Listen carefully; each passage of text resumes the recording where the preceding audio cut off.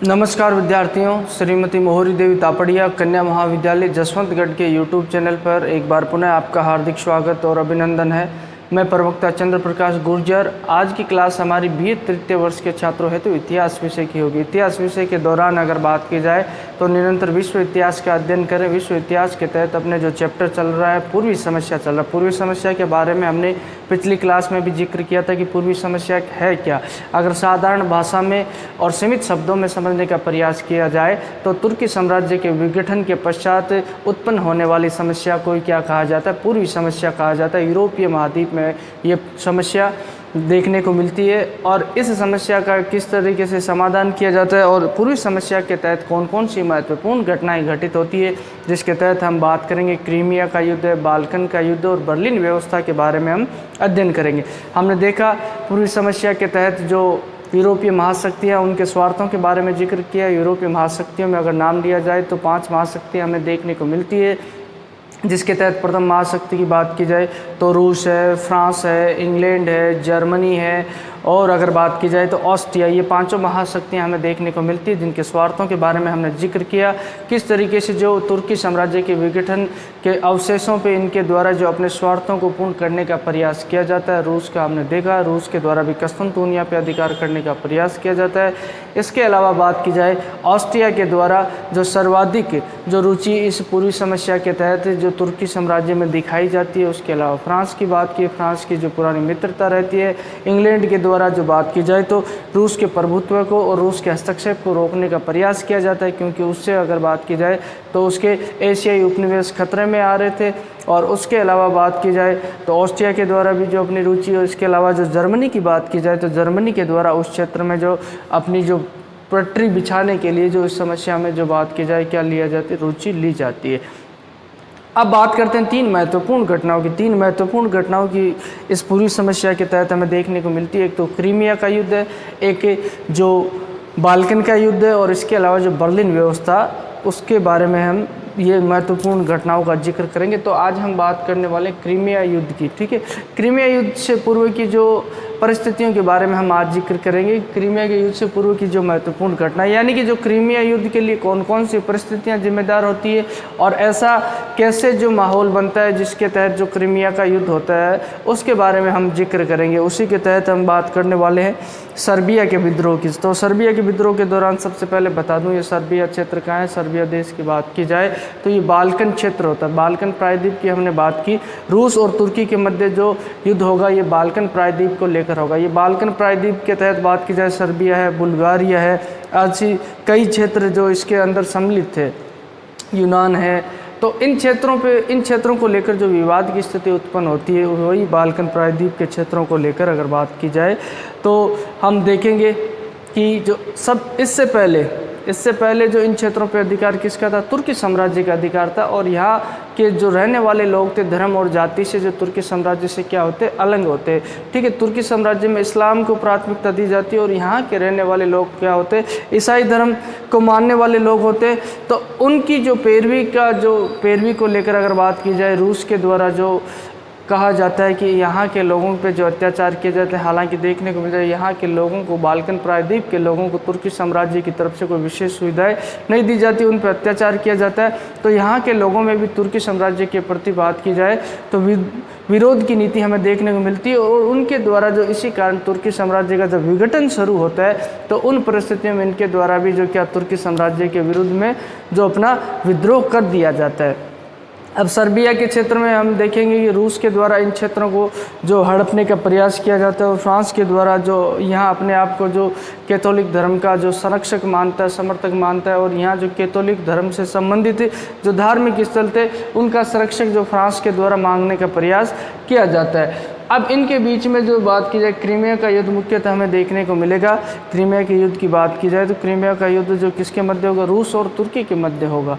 और इनके मध्य विवाद के जो क्या कारण होते हैं, ऐसी क्या परिस्थितियां बनती है कि जिस कारण इनको ये युद्ध करना पड़ता है, हम देखेंगे। इधर अगर बात की जाए तो फ्रांस और इंग्लैंड के द्वारा किसका साथ दिया जाएगा, तुर्की का, क्योंकि तुर्की का साथ इसलिए देंगे कि रूस की शक्ति को रोकने का प्रयास इनके द्वारा किया जाता है और रूस के हस्तक्षेप को रोकने का प्रयास किया जाता है।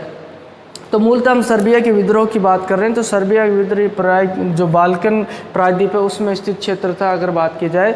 और यहाँ जो वियना कांग्रेस की स्थापना 1815 ईस्वी में होती है। हमने जो नेपोलियन बोनापार्ट के तहत इसे भली भांति पढ़ा था, ठीक है। उसके तहत हमने देखा कि जो यूरोपीय महाद्वीप में पूर्णतः जो भौगोलिक व्यवस्था की जाती है और सबकी सीमाएँ निर्धारित की जाती है। उसी दौरान जो उस बाल्कन प्रायद्वीप के क्षेत्र में जो सर्बिया है उसमें वियना कांग्रेस का सम्मेलन होने से पहले जो यहाँ स्वतंत्रता संघर्ष की शुरुआत हो जाती है। क्योंकि जब तुर्की साम्राज्य पतनोन्मुख होता है, यानी पतन की ओर होता है, तो यहाँ के लोगों के द्वारा उसकी जो कमज़ोर स्थिति का फ़ायदा उठाते हुए क्या कर दिए जाते हैं, विद्रोह करते हुए स्वतंत्रता की मांग कर दी जाती है। और 1804 ईस्वी में जो तुर्की साम्राज्य के विरुद्ध हमें विद्रोह देखने को मिलता है, इस विद्रोह का नेतृत्व किसके द्वारा किया जाता है? कोरा जॉर्ज के द्वारा। यानी कि यहाँ के लोगों के द्वारा जो स्वतंत्रता की मांग की जाने लगती है। और इन लोगों को प्रोत्साहित कौन कर रहा था? रूस इन लोगों को प्रोत्साहित कर रहा था। और रूस चाहता था कि इस क्षेत्र पर किसका अधिकार हो जाए, उसका, और तुर्की साम्राज्य को सीमित कर लिया जाए। क्योंकि तुर्की साम्राज्य पे रूस अपना प्रभुत्व स्थापित करना चाहता था। हमने देखा कि स्वार्थों के तहत, जो रूस के स्वार्थों के तहत हम देखा रूस किस तरीके से जो कस्तुनतुनिया है तुर्की साम्राज्य की राजधानी है उस पर अधिकार करने का प्रयास करता है। उसका मूल उद्देश्य रहता है। इसी कारण इनके मध्य जो संघर्ष की स्थिति उत्पन्न होती है। तो यहाँ सर्बिया में जो विद्रोह हो रहा था, इस विद्रोह को प्रोत्साहन भी किसके द्वारा दिया जा रहा था? यहाँ बात की जाए तो रूस के द्वारा और ऑस्ट्रिया। इसलिए इसके साथ हुआ था क्योंकि ऑस्ट्रिया को भी ये डर था कि यहाँ जो रहने वाली सर्बिया की स्लोव जाति है वो वहाँ भी रहती है और हो सकता है इस विद्रोह से प्रेरणा पाकर वो भी उसके क्षेत्र में जो विद्रोह कर देगी। तो इस स्थिति में ये जो तुर्की साम्राज्य का साथ देना चाहता था और इसके अलावा जो इस विद्रोह का दमन करना चाहता था ताकि उसके क्षेत्र में रहने वाले लोग भी विद्रोह ना करें। तो ये कोर जॉर्ज के द्वारा जो विद्रोह का नेतृत्व किया जाता है। अगर बात की जाए 1804 ईस्वी में जो ये हमें विद्रोह पहला देखने को मिलता है सर्बिया के क्षेत्र में। उसके पश्चात 1815 ईस्वी में यहीं जो बात की जाए वियना कांग्रेस के सम्मेलन होते हैं, वियना कांग्रेस की स्थापना होती है। उस समय जो मिलोस ओब्रिनोविच है, ये इसे जो बात की जाए विद्रोह का नेता होता है और इसी के नेतृत्व में वहाँ के सर्बिया के लोगों के द्वारा पुनः विद्रोह कर दिया जाए। 1800 निरंतर उनके द्वारा जो स्वतंत्रता की मांग को जारी रखा जाता है। अब जो मजबूरन जो क्या करना पड़ता है, तुर्की साम्राज्य कमज़ोर हो जाता है या तुर्की साम्राज्य कमज़ोर होने की स्थिति में उसके द्वारा जो क्या किया जाता है, जो ओब्रिनोविच यहाँ का नेता है जिसके नेतृत्व में विद्रोह किया जाता है उसको वहाँ का राजा मान लिया जाता है। कहाँ का? सर्बिया का राजा मान लिया जाता है। और कुछ छूट यहाँ सर्बिया को दे दी जाती है। सर्बिया को स्वायत्त शासन के कुछ अधिकार दे दिए जाते हैं। यानी कि कुछ हद तक इनकी मांग, हालांकि पूर्ण रूप से नहीं, मैं अभी भी जो औपचारिक रूप से जो किसका प्रभुत्व है हमें देखने को मिलता है, मतलब सर्बिया किसके अधीन है? तुर्की साम्राज्य के अधीन है। तो यह सर्बिया पे सुल्तान की प्रभुसत्ता अभी भी कायम रही है, नाम मात्र के लिए नहीं, मतलब प्रभुसत्ता अभी भी किसकी होगी? सुल्तान की होगी। कुछ हद तक इनको शासन करने से संबंधित छूट दे दी जाती है यहाँ के लोगों को, ठीक है। अब फिर भी ये जो सर्बिया के लोग हैं जो संतुष्ट नहीं होते और सर्बिया के लोगों के द्वारा पूर्णतः प्रयास किया जाता है, संपूर्ण स्वायत्तता की, संपूर्ण स्वतंत्रता की मांग उनके द्वारा की जाती है। और 1826 ईस्वी की बात की जाए तो रूस के दबाव में आकर जो निरंतर रूस के द्वारा जो तुर्की साम्राज्य पर दबाव बनाया जा रहा था और बाल्कन प्रायद्वीप को लेकर जो इसका हस्तक्षेप काफ़ी बढ़ता चला जा रहा था। तो उसी दौरान 1826 ईस्वी की बात की जाए तो रूस के द्वारा जो दबाव बनाया जाता है और उसी दबाव से तुर्की साम्राज्य के द्वारा जो क्या सर्बिया को पूर्ण स्वायत्तता प्रदान कर दी जाती है। हालांकि नाम मात्र की प्रभुसत्ता इनकी रहती है, ठीक है। लेकिन और धीरे धीरे 1830 ईस्वी में जो बात की जाए जो तुर्की साम्राज्य पर रूस के द्वारा दबाव बनाकर जो सर्बिया को पूर्ण रूप से स्वतंत्रता दिला दी जाती है। और इसी दौरान जो ये सर्बिया की घटना के पश्चात ही जो बात की जाए 19वीं शताब्दी के दौरान जो बात की जाए, यहाँ जो तुर्की साम्राज्य का विघटन प्रारंभ हो जाता है। और तुर्की साम्राज्य में जो विघटन की प्रथम शुरुआत कहाँ से होती है?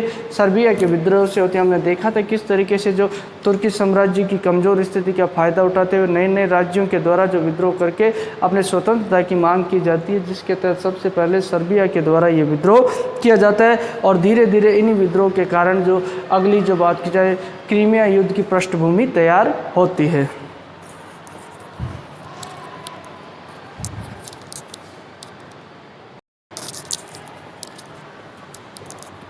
तो विद्यार्थियों, आज की क्लास में बात की जाए तो हमने जो क्रीमिया युद्ध से पूर्व की परिस्थितियों के बारे में जो पढ़ा, जिसके तहत हमने सर्बिया के विद्रोह का जिक्र किया कि क्रीमिया के युद्ध के लिए जो कौन से कारण उत्तरदायी होते हैं, जिसके तहत हमने देखा ऐसी कैसी परिस्थितियां बनती जिनके कारण क्रीमिया का युद्ध होता है। क्रीमिया का युद्ध किसके मध्य होता है? रूस और तुर्की के मध्य। तो इनके मध्य जो इस युद्ध को लेकर जो क्या कारण रहते हैं, जो इनके बीच में ये युद्ध जो हमें देखने को मिलता है, जिसके तहत सर्बिया का विद्रोह देखा कि सर्बिया का क्षेत्र पहले किसके अधीनता में था? अगर बात की जाए तुर्की साम्राज्य की अधीनता में था, और रूस के द्वारा धीरे धीरे इस क्षेत्र को अपने अधीन करने का प्रयास किया जाता है। और सर्बिया के क्षेत्र में जो बाल्कन प्रायद्वीप में स्थित क्षेत्र, जिसके तहत बुल्गारिया है, कई क्षेत्रों कई जो देशों का हमने नाम लिया, सर्बिया है, यूनान है, तो इन्हीं में से सर्बिया था। और सर्बिया के द्वारा जो यहाँ तुर्की साम्राज्य के विरुद्ध में जो क्या कर दिया जाता है, विद्रोह कर दिया जाता है और अब स्वतंत्रता की मांग की जाती है। जब पतन की ओर अग्रसर हो जाता है तुर्की साम्राज्य, तो इनका समर्थन किसके द्वारा? रूस के द्वारा किया जाता है। और इसी दौरान रूस के द्वारा जो इनको क्या करवा दिया जाता है, अब दबाव तुर्की साम्राज्य पर निरंतर बनाया जाता है और कई जो सर्बिया के क्षेत्र में जो विद्रोह करवा दिए जाते हैं। और वहाँ नेतृत्व विद्रोह के नेताओं के पहली बार अगर बात की जाए काराजोर्ज के द्वारा किया जाता है, दूसरी बार ओब्रिनोविच के द्वारा किया जाता है। और निरंतर सर्बिया के लोगों के द्वारा तुर्की साम्राज्य का विरोध किया जाता है और स्वतंत्रता की मांग उनके द्वारा की जाती है। तो यहाँ जो रूस के द्वारा जो पूर्ण रूप से दबाव बनाकर सर्बिया को पूर्णतः जो क्या कर लिया जाता है, तुर्की साम्राज्य से स्वतंत्र करवा दिया जाता है। और इसी घटना के पश्चात जो बात की जाए तो तुर्की साम्राज्य का 19वीं शताब्दी में पतन प्रारंभ हो जाता है। अब इसके पश्चात जो अन्य घटना का जो अगली क्लास में हम जिक्र करेंगे, बात की जाए तो जो क्रीमिया युद्ध के लिए क्या होती है? उत्तरदायी होती है। हालांकि आज हमने जो छोटा ही टॉपिक हमारा रहा है सर्बिया के विद्रोह का जो हमने डिस्कस किया, तो अगले जो सर्बिया के विद्रोह का जो हमने डिस्कस किया, उसके अलावा जो क्रीमिया के युद्ध के लिए जो दूसरा उत्तरदायी कारण है, उसकी जो यानी कि जो घटनाएं इससे पहले घटित होती है, उसके बारे में हम अगली क्लास में जिक्र करेंगे। तो बोलिए, यहाँ तक आपको कोई चीज़ समझ में नहीं आई हो, किसी तरह की समस्या हो, शंका हो, तो आप निसंकोच पूछ सकते हो और मैं उम्मीद करता हूँ आपको बेहतर तरीके से समझ में आए। फिर भी आपके पास जो शैक्षणिक व्हाट्सएप ग्रुप अवेलेबल है, उसके माध्यम से आप अपनी बात मुझ तक पहुँचा सकते हो। अध्यापन से संबंधित किसी तरह की राय या सुझाव वो भी आमंत्रित है। और इतिहास विषय से संबंधित कोई भी आपकी जिज्ञासा उत्सुकता हो तो आप निसंकोच मुझसे साझा कर सकते हो। तो आज की क्लास के लिए बस इतना ही, और सभी विद्यार्थियों का एक बार पुनः बहुत बहुत धन्यवाद।